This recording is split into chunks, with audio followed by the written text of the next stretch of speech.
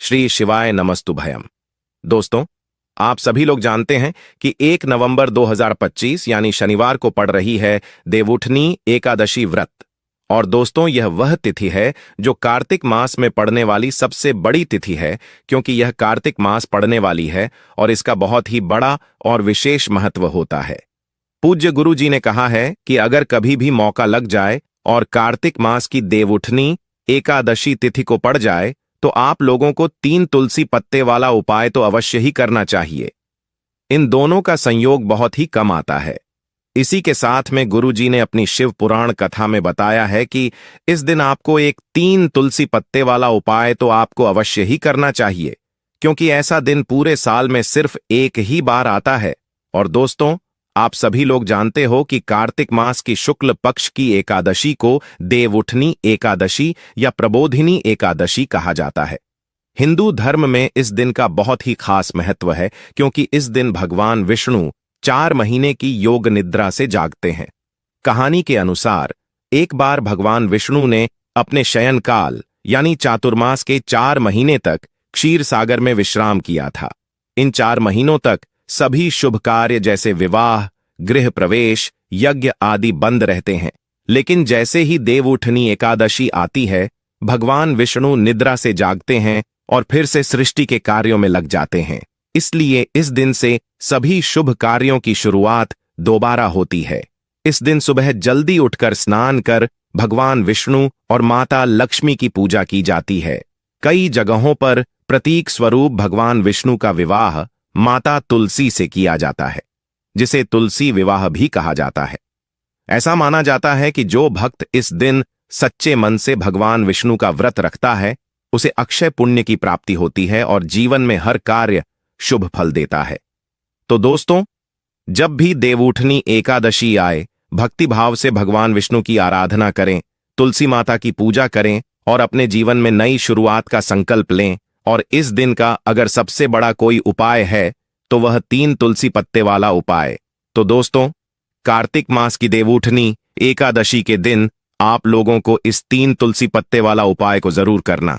बहुत सारे लोग होंगे जिन लोगों ने इस उपाय को ना किया हो, मतलब पूरा साल निकल गया, उन्होंने किसी भी दिन इस 3 तुलसी पत्ते वाला उपाय को ना किया हो। पर दोस्तों, आपके पास एक आखिरी मौका बचा हुआ है, जो कि 1 नवंबर 2025 कार्तिक मास की शनिवार के दिन है। इस दिन आप लोगों को इस वाले उपाय को जरूर कर लेना है। भले ही आपने पूरे महीने भर इस उपाय को ना किया हो, पर अगर आपने इस कार्तिक मास की देवउठनी एकादशी के दिन अगर इस वाले उपाय को कर लिया, तो आपको इसको लेकर अपने उपाय को करने का वह फल मिलेगा जिसकी आपने कभी कल्पना भी नहीं करी होगी। इसीलिए आप लोग इस वाले उपाय को एक बार जरूर कर लेना है, ताकि आप लोगों के हाथ से यह मौका ना जा सके और आपको इस उपाय को करने का फल मिल सके। दोस्तों, यह उपाय पंडित जी ने अपनी अभी की ही श्री शिव महापुराण की कथा में बताया है। जी, इस उपाय को आज हम आपको बहुत अच्छे से समझाने वाले हैं। इस वीडियो को देखने के बाद इस उपाय को समझने के लिए आपको कोई और वीडियो को देखने की जरूरत नहीं पड़ेगी। तो चलिए दोस्तों, उपाय को शुरू करते हैं। जी, नाली लेकर हैं। देखिए, यह इस कार्तिक मास की देवउठनी एकादशी के दिन यह इतना खास होता है, इतना महत्वपूर्ण होता है। देखा गया है कभी कभी बड़े बड़े पूजा पाठ अनुष्ठान से जो मनोकामना पूर्ण नहीं होते, वो कार्तिक मास की देवउठनी एकादशी के दिन एक छोटे से उपाय करने से ही आपकी मनोकामना पूर्ण हो जाती है। और बहुत सारे लोगों ने इस उपाय को किया भी है और उनको इस उपाय को करने का फल भी जरूर मिला है। अगर आप लोग भी इस उपाय को करना चाहते हैं तो आप इस उपाय को पहले अच्छे से समझ लेना, सुन लेना, उसके बाद करना। आपको इस उपाय का फल जरूर मिलेगा और इस उपाय को कर लेने से आपके घर में चाहे किसी भी प्रकार की दुख और समस्या क्यों ना चल रही हो, आपको उसका कारण भी नहीं पता है कि भाई ये समस्या किस कारण से चल रही है, उसका कुछ भी कर्मी है, किस कृपात करना आपके घर में लेगा, आपके कर में लेगा, इसके कारण भी नहीं पता। आपके घर में लेगा, आपके घर में लेगा, कर में लेगा, तो उसका कारण भी नहीं पता। आपके घर में लेगा तो उसका कारण भी कारण हो सकता है, जैसे पितृदोष हो सकता है या किसी भी तरह का मंगल दोष भी हो सकता है। तो इस दिन आप लोगों को यह वाला उपाय कर लेना है। यह एक ऐसा उपाय है जिस उपाय को अगर किसी विशेष दिन पर किया जाए तो भाई उस विशेष दिन का जो है वह तो हमें मिलता ही मिलता है। पर हमने उस दिन पर इस उपाय को किया है तो हमें उससे भी बड़ा फल मिलता है, और फल बहुत जल्दी मिलता है, क्योंकि आप इस उपाय को बहुत ही बड़े और विशेष दिन पर कर रहे हो। तो चलिए अब उपाय के बारे में बात करते हैं, लेकिन उससे पहले आप लोगों को यह जानना आवश्यक है कि आखिर यह उपाय किस समय करना है, किसको करना है और कैसे करना है। तो चलिए हम आगे आपको वीडियो में एक एक करके बता देते हैं। लेकिन उससे पहले अगर आप लोग हमारे चैनल श्री शिवाय टीवी पर पहली बार आए हैं या फिर मेरी आवाज आज पहली बार सुन रहे हैं, तो हमारे चैनल श्री शिवाय टीवी को सब्सक्राइब जरूर कर लेना और इससे पीएम जल रहे हैं। आपने पहेली पर वीडियो को लाइक करके कमेंट बॉक्स में श्री शिवाय नमस्तुभय ओम नमः शिवाय जरूर टाइप कर देना। तो दोस्तों, इस 3 तुलसी पत्ते वाला उपाय को हमें इस कार्तिक मास की देवउठनी एकादशी के दिन कैसे करना है, किसको करना है, किस समय करना है और कहां पर करना है, यह सारे सवालों के जवाब आपको इस वीडियो में मिल जाएंगे। और जो यह वीडियो देखेगा भाई, उसको 3 तुलसी पत्ते वाला उपाय जरूर करना चाहिए, क्योंकि इस दिन तुलसी पत्ते का भी बहुत ही बड़ा और विशेष महत्व होता है। आ जाए 3 तुलसी पत्ते वाला उपाय की तो यह सोने पर सुहागा वाली बात हो जाती है, और यह एक बहुत ही बड़ा उपाय हो जाता है इस कार्तिक मास की शनिवार का। तो अब दोस्तों, इस 3 तुलसी पत्ते वाला उपाय को आखिर करना किसको है, सबसे पहले हम लोग वो बात जान लेते हैं। तो देखो, घर की जो बड़ी माताएं बहनें होती हैं, उन माताओं बहनों में से कोई भी एक बड़ी माता बहन इस वाले उपाय को कर सकती है। और दोस्तों, अगर आप चाहे तो अपने घर में से सभी सदस्यों को भी इस उपाय को करवा सकते हैं। अगर किसी व्यक्ति की खुद की कोई मनोकामना है, खुद की कोई दुख और परेशानी है जो कि वह अपने लिए ही करना चाहता है, इस वाले उपाय को तो वह खुद अपने लिए भी कर सकता है। बाकी अगर कोई घर में से ऐसा है जो कि अपने पूरे घर परिवार की सुख और शांति के लिए यह वाला उपाय करना चाहता है, तो भाई वह भी कर सकता है। उसमें भी कोई दिक्कत वाली बात नहीं है। कहने का मतलब यह है कि इस उपाय को हर एक सदस्य भी कर सकता है, और पूरे घर परिवार के सदस्य के लिए घर की बड़ी माताओं बहनों में से कोई एक माता बहन भी कर सकती है। माताएं बहनें अगर घर में उपस्थित ना हो या वह यह वाला उपाय ना कर पा रही हो, तो फिर घर का कोई बड़ा सदस्य भी इस 3 तुलसी पत्ते वाला उपाय को कर सकता है, चाहे फिर वह पुरुष ही क्यों ना हो। उसमें कोई भी दिक्कत वाली बात नहीं है। उसके बाद में दोस्तों, जो अगला प्रश्न निकल कर आता है वो यह आता है इस उपाय को लेकर कि आखिर इस उपाय को हमें किस समय करना है, सुबह के समय करना है कि शाम के समय करना है। तो देखो, इस वाले उपाय को आप लोग सुबह के समय भी कर सकते हो और शाम के समय प्रदोष काल में भी कर सकते हो। अब अगर आप पूछो कि भाई साहब सबसे उत्तम समय कौन रहेगा इस 3 तुलसी पत्ते वाला उपाय को करने का, तो हम आपसे बस यही कहेंगे कि इस उपाय को आप सुबह के समय करेंगे तो ज्यादा बेहतर होगा। बाकी अगर प्रदोष काल शाम के समय भी करेंगे तो भी अच्छा होगा, उसमें कोई भी दिक्कत वाली बात नहीं है।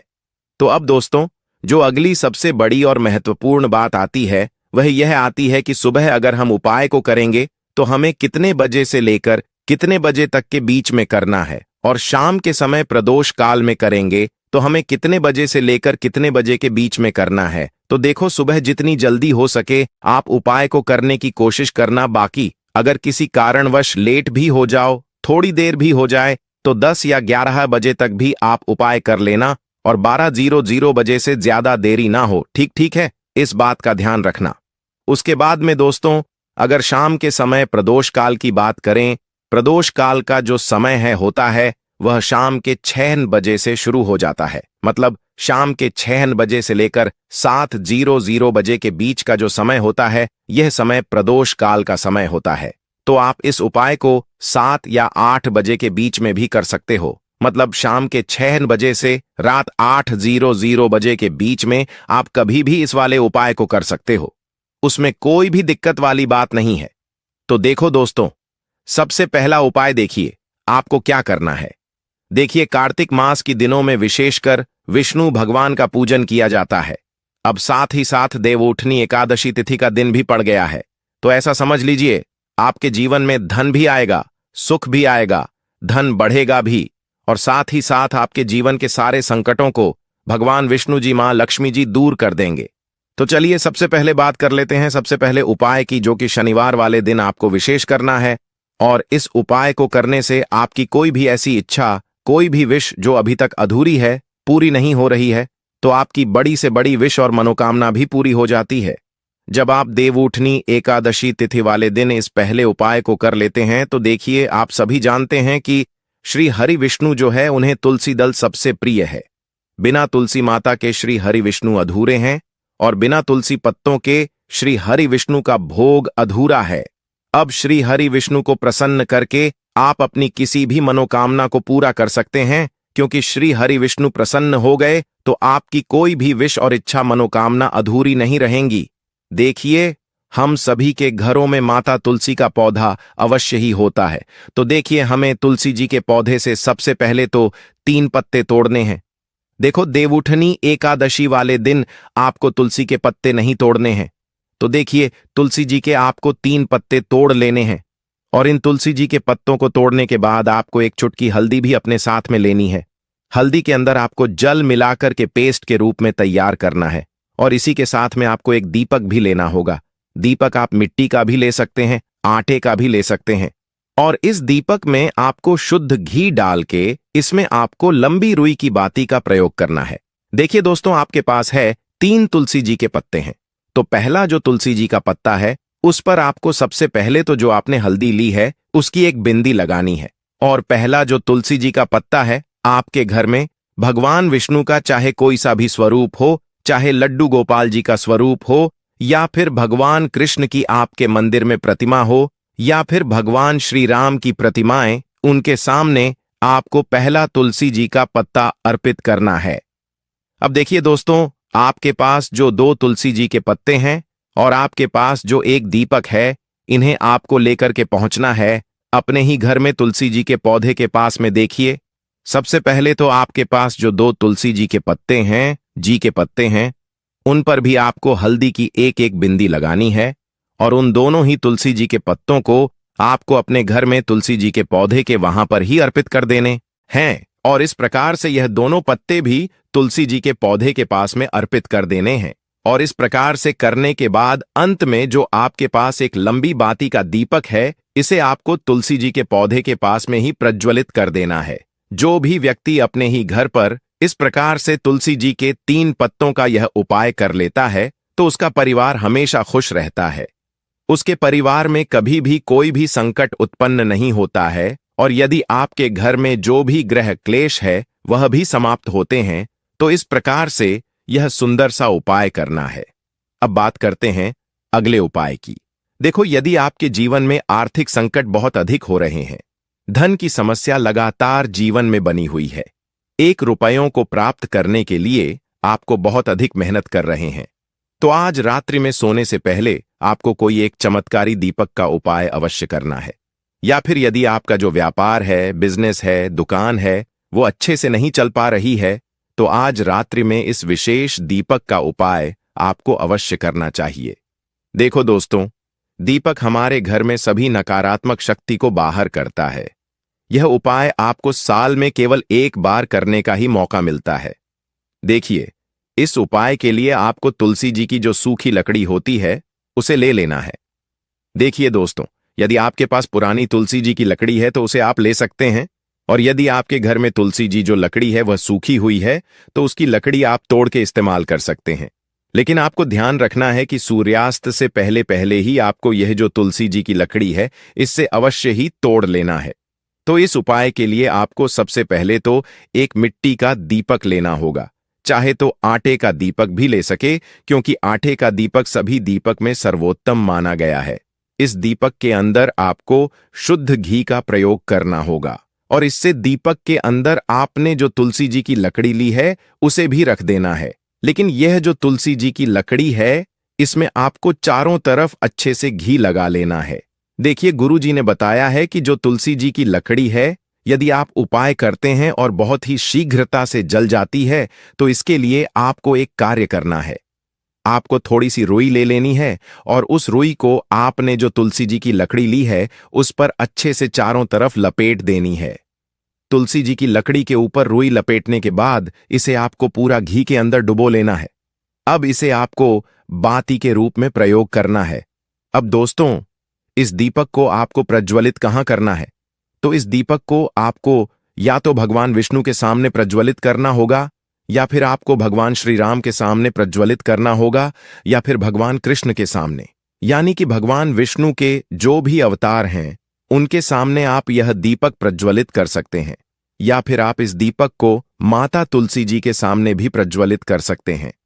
पूज्य गुरु जी ने बताया है कि जो भी व्यक्ति इस प्रकार से तुलसी जी की डंडी से यह दीप दान कर देता है, उसके जीवन में कभी भी धन की समस्या नहीं होती है। इसीलिए आपको यह पूरे साल में केवल एक बार ही मौका मिलता है। इस उपाय को करके देखना, आपकी सभी इच्छाएं जरूर पूर्ण होंगी। यह जो उपाय है रात्रि में सोने से पहले करना है। यह उपाय करते सर्वश्रेष्ठ होने वाला है। देखिए, इस उपाय के लिए आपको मात्र 5 हरे मूंग के दाने ले लेना है। देखिए, तिथि है और यह शनिवार के दिन पड़ रही है, इसीलिए आपको 5 हरे मूंग के दाने लेना है। हरे मूंग के दाने आपको साबुत लेने हैं, खंडित नहीं होने चाहिए। इस बात का ध्यान रखें। और इसी के साथ में आपको एक तांबे के पात्र के अंदर अपने घर से शुद्ध जल ले लेना है। अब दोस्तों, इन सभी सामग्रियों को लेकर के आपको सीधे पहुंच जाना है भगवान शिव जी के मंदिर में। देखिए, इस उपाय को भी आप सुबह भी कर सकते हैं और शाम के समय में भी कर सकते हैं। देखिए, भगवान शिव जी के मंदिर में पहुंचने के बाद आपके पास जो 5 हरे मूंग हैं, उनमें से पहला जो हरा मूंग है, आपको शिवलिंग के सामने जो नंदी महाराज होते हैं और उनका जो पैर उठा हुआ होता है, वहां पर आपको पहला हरा मूंग समर्पित करता है, वहां पर जो देना है। और आपको ओम नमः शिवाय इस मंत्र का जाप कर लेना है। फिर आपको दूसरा हरा मूंग लेना है और शिवलिंग पर जो श्री गणेश जी वाला स्थान होता है, वहां पर आपको यह दूसरा हरा मूंग समर्पित कर देना। यानी कि शिवलिंग के सीधे तरफ आपको यह दूसरा हरा मूंग समर्पित करना है। और फिर आपको ओम नमः शिवाय या फिर श्री गणेशाय नमः इस मंत्र का जाप कर लेना है।